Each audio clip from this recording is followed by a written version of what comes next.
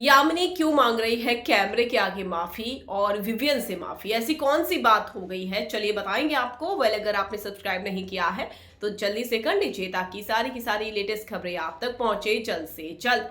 Yamini Malhotra show में बाकी wild card contestant से काफी अच्छा कर रही है, स्पेशली इडेन से। अब यहाँ पर वो विवियन से माफी मांगती हुई नजर आई कल के एपिसोड में। दरअसल चाहत को लेकर उन्हें माफी मांगी है, जो उनके ओपिनियंस थे। और हम सब ने देखा है कि चाहत के साथ यामिनी का 36 का आंकड़ा है, चाहे बेड शेयरिंग को लेकर हो या 4 आलू की बात को लेकर हो। आलू के चिप्स खा गई, इन सारी चीजों को लेकर कल घर में महाभारत हुई। लेकिन जब किचन एरिया में होते हैं विवियन, तो यामिनी आती है और उनके आगे हाथ जोड़ने लगती है। तो विवियन की हंसी छूट जाती है। विवियन पूछ रहे थे कि क्या हो गया, क्यों माफी मांग रही हो?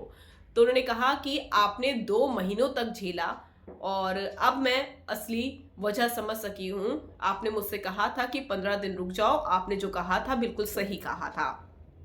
वो बहुत ही इरिटेटिंग है। तो विवियन ने कहा कैमरे पर देखकर बोलो। तो यामिनी कैमरे पर देखकर ये बोलती है कि उन्हें लगा बाहर से कि चाहत इरिटेटिंग है, लेकिन जब वो घर के अंदर आई तब उन्हें लगा वो भोली है, सीधी है। उसके बाद विवियन ने उनसे कहा कि 15 दिन रुक जाओ और फिर झेलो। तो जब ये नॉमिनेट हुई अब 15 दिन बाद, तो अब मैं इसकी असलियत देख पा रही हूँ। बहन बोल बोलकर इसने कई बार मुझ पर ही वार किया है।